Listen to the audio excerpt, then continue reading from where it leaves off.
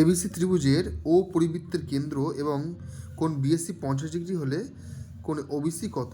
এখানে আমরা একটা এবিসি ত্রিভুজ এঁকে নেবো এবং একটা পরিবৃত্ত আঁকবো যেটা ধার দিয়ে যাবে, 3টে শীর্ষবিন্দু দিয়ে যাবে। এবার এখানে বিএসি পরিধিতে 50 ডিগ্রি কোণ উৎপন্ন করবে, মানে দেখো এক পরিধিতে অবস্থিত। সূত্র হচ্ছে কেন্দ্রস্থ কোণ পরিধিস্থ কোণের দ্বিগুণ। তাহলে পরিধিতে যদি 50 ডিগ্রি কোণ হয় তাহলে কেন্দ্রে হবে 100 ডিগ্রি কোণ, 50-এর ডবল।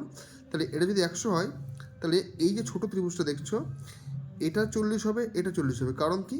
কারণ ওবি আর ওসি দুটোই হচ্ছে বৃত্তের ব্যাসার্ধ।